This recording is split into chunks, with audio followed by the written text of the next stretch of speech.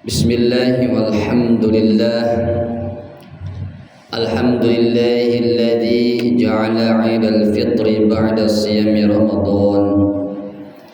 Alhamdulillahilladzi ja'ala 'idal adha ba'da yaumi Arafah.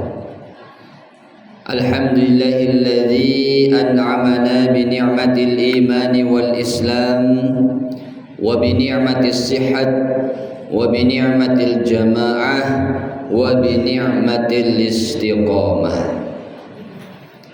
Assalatu wassalamu ala sayyidil anam sayyidil mursalin sayyidina wa habibina wa syafi'ina wa maulana Muhammadin sallallahu alaihi wasallam wa ala alihi wa ashabihi ajma'in wa man ittaba'a hudahu ila yaumiddin. Asyhadu an la ilaha illallah wal haqqul mubin wa asyhadu anna Muhammadan 'abduhu wa rasuluhu alladzi la nabiyya wa la rasula ba'dah. Faya ibadallahi usini wa iyyakum bittaqwallah.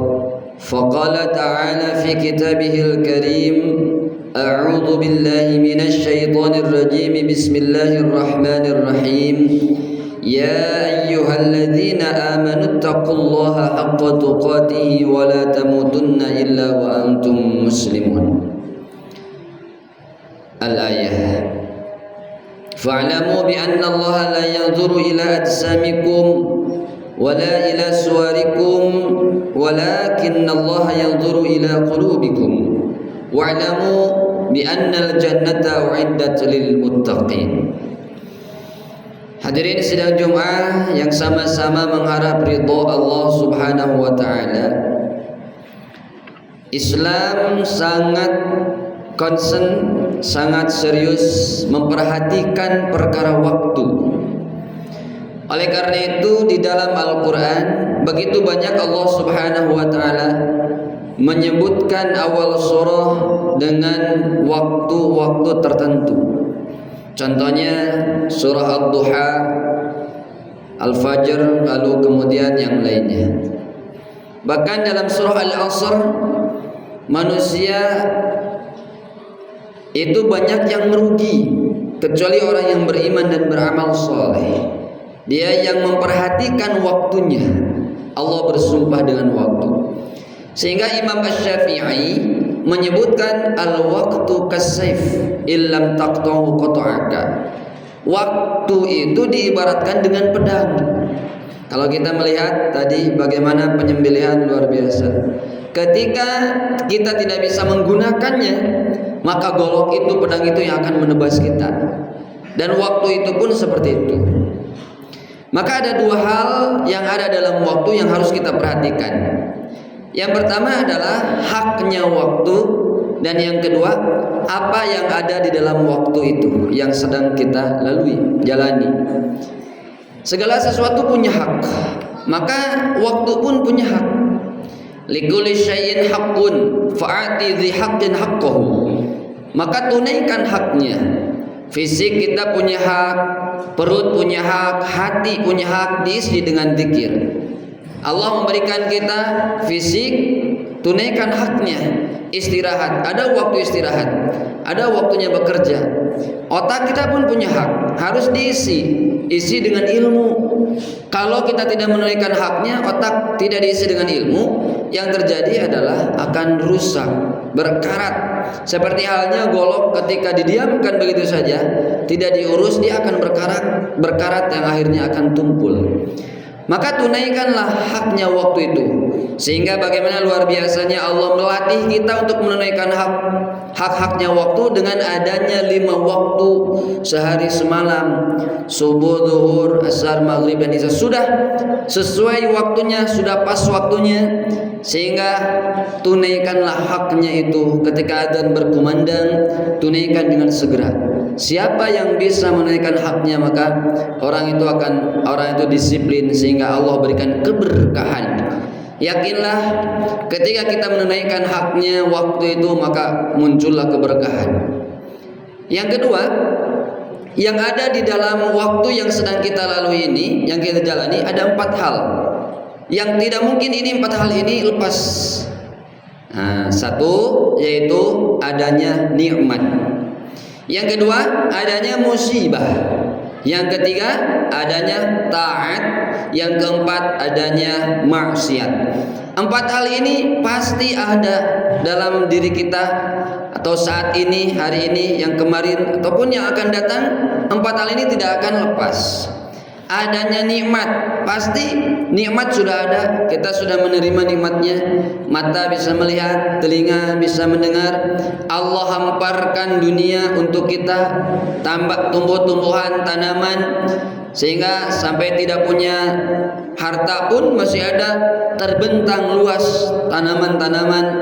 Lalu kemudian nikmat apapun yang sudah kita rasakan ini. Nah, yang kedua, selain daripada nikmat, ada musibah. Dan itu ada, pasti ada dalam diri kita. Sehingga musibah itu tujuannya adalah untuk mengevaluasi kita. Kenapa muncul musibah? Sakitlah, kerugianlah. Karena bisa jadi yang pertamanya kita tidak menunaikan haknya waktu itu.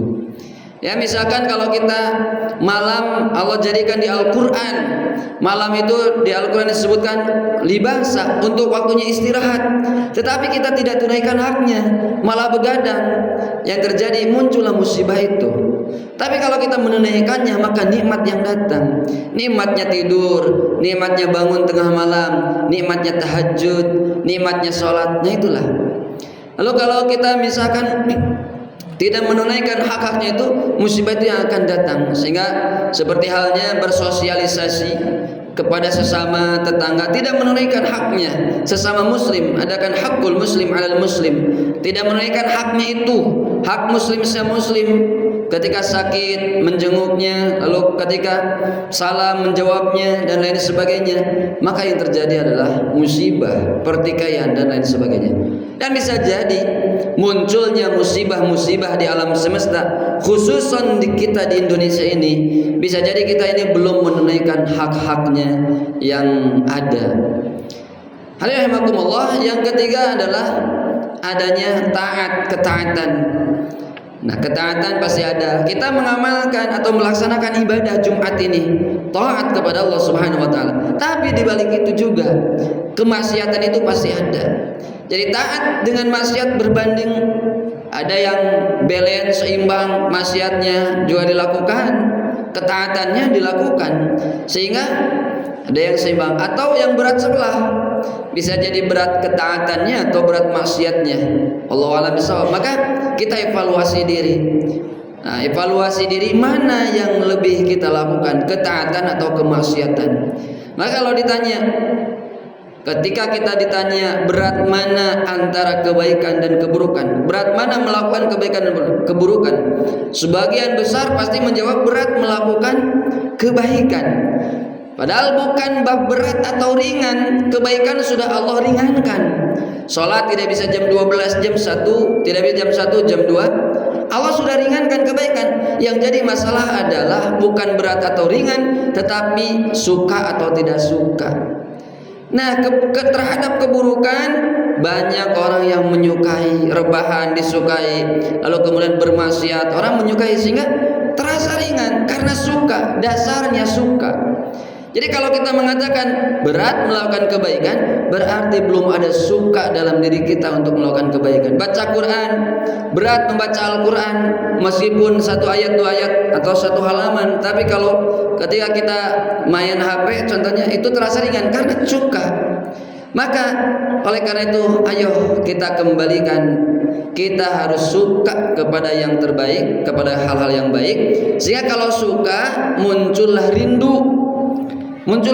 Kalau sudah rindu, maka dia akan nagih terus, pengen baca lagi Al-Quran, pengen sholat, pengen sedekah, pengen berkurban, karena pondasinya ada suka.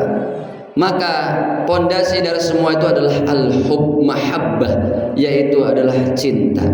Kalau seseorang sudah cinta, maka dia akan rindu. Kalau sudah rindu, dia akan terus melakukannya mengulang-ulang. Sehingga sekali lagi, kalau kita ingin yang datang itu kenikmatan yang muncul, tunaikanlah hak-haknya diri kita. Haknya Allah untuk disembah, haknya Nabi Muhammad untuk diikuti, haknya Al-Quran untuk dibaca, haknya sesama muslim. Itu ada banyak hak muslim sesama muslim. Kalau kita bisa menunaikannya, maka kenikmatan itu datang.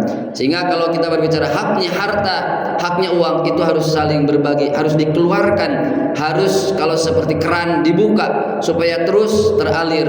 Maka Allah berikan kepada kita supaya kita termotivasi, la in syakartum la azidannakum. Ini motivasi supaya kita betul-betul ingin melakukan kebaikan-kebaikan. Kalau bersyukur dengan cara mengalirkannya kembali, bersedekah, kebaikan-kebaikan, maka oleh Allah dibuka kerannya itu selebar-lebarnya. Mudah-mudahan kita termasuk orang-orang yang muncul mahabbah, kecintaan dalam diri kita terhadap kebaikan, dan kebencian pada diri kita, dalam diri kita terhadap keburukan, sehingga yang baik akan terasa ringan kalau pondasinya adalah suka. Sehingga mudah-mudahan kita juga tergolong orang-orang yang beriman. Islam kita terima oleh Allah Subhanahu wa taala, ibadah terima oleh Allah Subhanahu wa taala. Barakallahu li wa lakum bima fihi minal ayati wa dzikril hakim, wa taqabbalallahu minni wa